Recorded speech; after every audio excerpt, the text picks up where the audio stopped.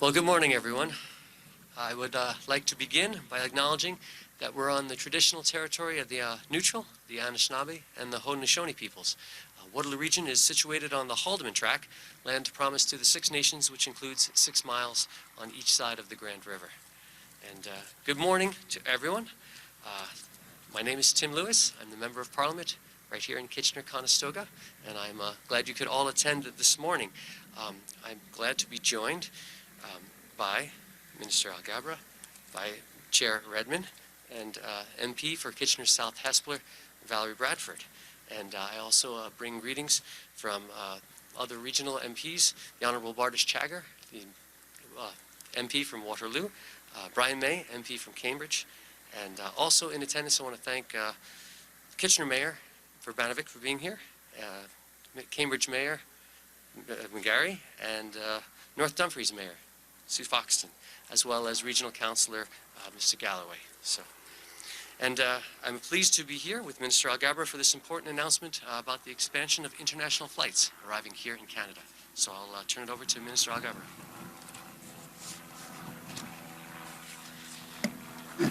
Good morning. Thank you, Tim. First of all, congratulations to you, Tim and Valerie, on your Tim, your re-election, and Valerie, your election. I'm looking forward to working with both of you and our colleagues in this region to continue to ensure that we have the right investment for this region, to continue to support the people of the region for good economy, good jobs, and great standard of living. Let me also say how delighted I am to see my friend Karen. It's been Karen and I worked together in Ottawa, and hadn't seen her in a while, although during the pandemic I've been saying that to a lot of people. So I'm really delighted and honored that she's here, and I want to thank all the representatives and the mayors who are here with us today. This is a big important announcement for the region, and I'm honored to be here with all of you.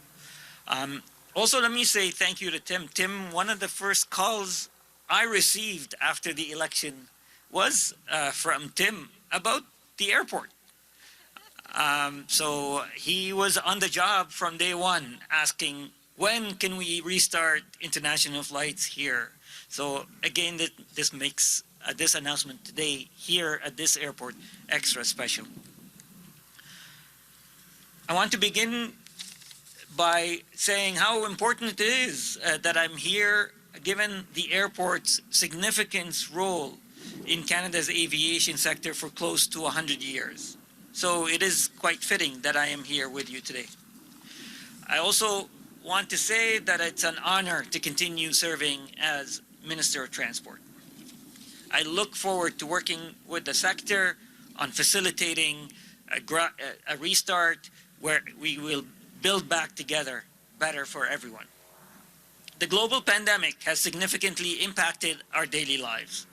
It has limited our ability to travel for business and kept us from traveling to visit our family and friends. But we know that vaccination is one of the most effective ways to prevent the further spread of COVID-19. Vaccinations are helping to keep us safe while we cautiously return to doing the things we love. I'd like to thank everyone who's done the right thing and gotten vaccinated.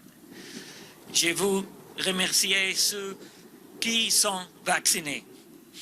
As you know, our government has put rigorous travel requirements in place, including mandatory vaccination for travelers entering Canada or traveling within Canada. As of October 30th, just last Saturday, travelers in Canada aged 12 and over must show proof of vaccination to board planes, trains, or vessels. This strict vaccination mandate is essential to travelers, to safeguard employees, our communities, and ourselves from the spread of COVID-19 and its variants. It is also crucial to preventing a return to travel restrictions. We don't want to ever go back to those days.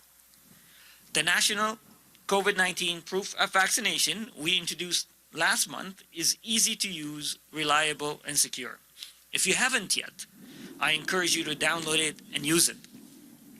Utilisez cette nouvelle preuve de vaccination. Our strict vaccine travel requirements and the pan-Canadian proof of vaccination credentials are creating safe travel opportunities for vaccinated Canadians. As a next step, I'm happy to announce that we will be expanding international passenger flight arrivals to more airports. Effective November 30th, international flights will be permitted at 8 additional Canadian airports, including the Waterloo International Airport.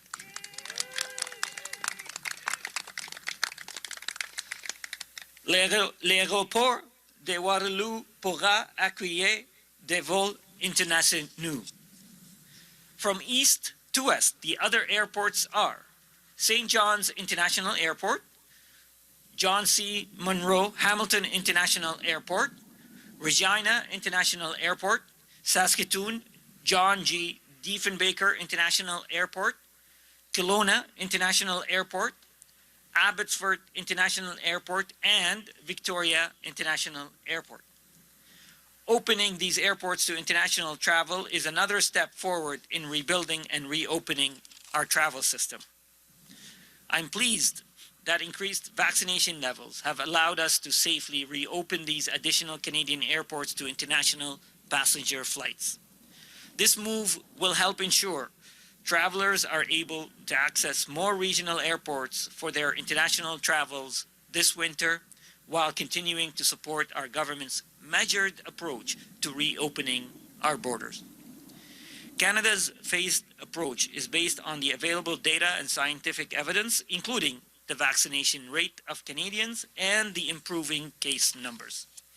As we continue working to finish the fight against COVID, we are monitoring the situation, and as conditions improve across the country, it will be possible to allow more airports to resume international flights. I want to especially thank airline and airport workers for their hard work in implementing these policies in their workplaces and their work to prepare to administer the requirement for their passengers. Un grand merci, l'industrie. You have shown tremendous leadership and continue to do your part to fight this virus. On behalf of all Canadians, we appreciate your effort, your flexibility, and your patience in adapting to changing circumstances. Thank you very much. Merci.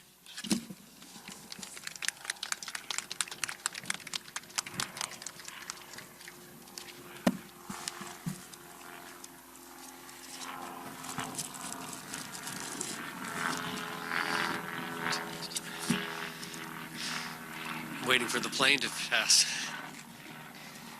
Game on. Thank you, Minister, for those important remarks about the Government of Canada's measured approach to easing the restrictions on international arrivals. It's great to hear how we're keeping our transportation sector safe for both travelers and employees. And I've just got this big smile on my face because we're doing it together as a team. So now I'd like to invite Karen Redman, our Regional Chair, to the podium to say a few words.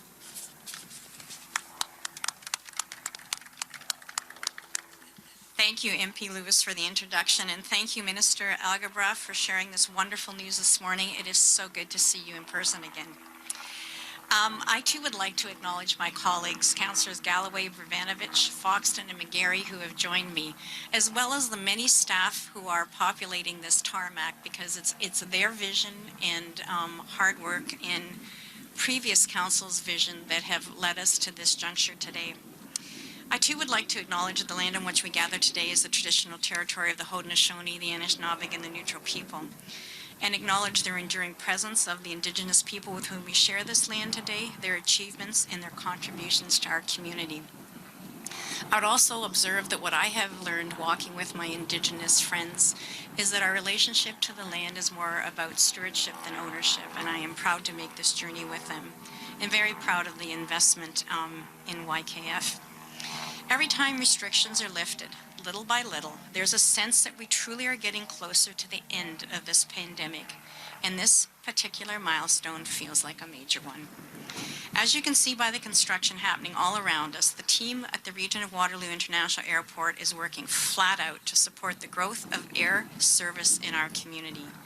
These plans include significant reorganization of our international arrivals area to accommodate the travel opportunities enabled by today's announcement. I'm especially pleased for all of our airline partners. This news will allow Flair Airlines to set a launch date for their service to Orlando and Fort Lauderdale, Florida. And we look forward to the return of Sunwing Airlines to service Cancun, Mexico. Our community, our province, and our country are prioritizing public health measures and vaccines, and that has allowed us to reopen safely. Today's announcement is another symbol of our growing recovery. With our expansion well underway, it also means that we can start planning with our airline partners to provide further services for our local businesses who compete on a global economy and for global talent. Investments in our airport are not only about moving tourists and travelers, but about stabilizing jobs, attracting talent, and allowing our community to remain a vital engine in the Canadian economy. Minister Alghabra, a sincere thanks. We look forward to continuing our important work with you in your government and hope you will be back in a few months helping cut the ribbon on our brand new terminal.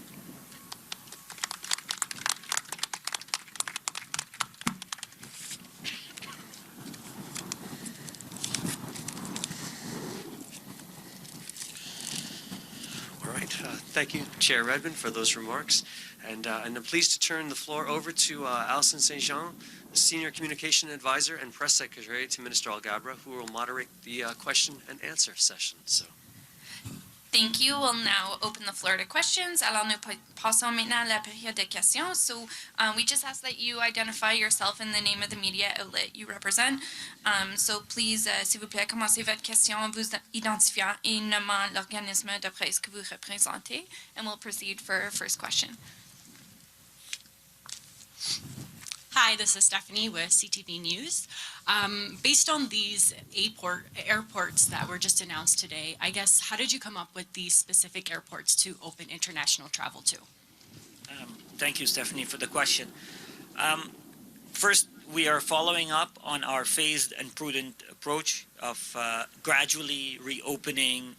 And before we make a decision on what to reopen, we also look at available resources from public health, from CBSA, and as well demands and historic trends and preparation. How prepared are airports to reopen given the public health conditions that we have? So, and geography and all that. So there are a lot of factors that go into it, and based on the data and the evidence and the availability and preparedness of the airports, we make those decisions.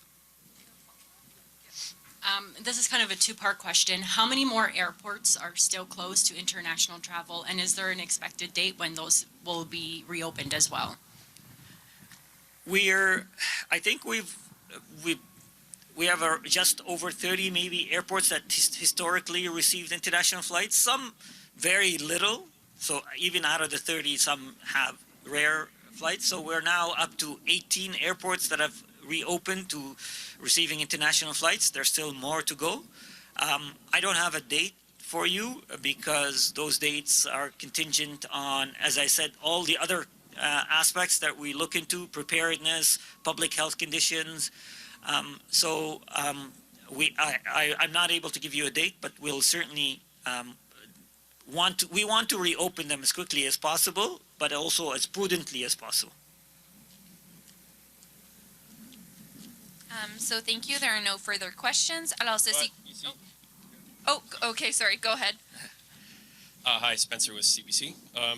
Over the weekend, the International Air Transport Association complained about airlines not getting what they needed from your department in time to properly implement Canada's new vaccine mandate for air travelers. Why did your department wait until only a few hours before the new rules took effect to publish legal language air carriers needed to be able to enforce your government's new rules? Good morning, Spencer.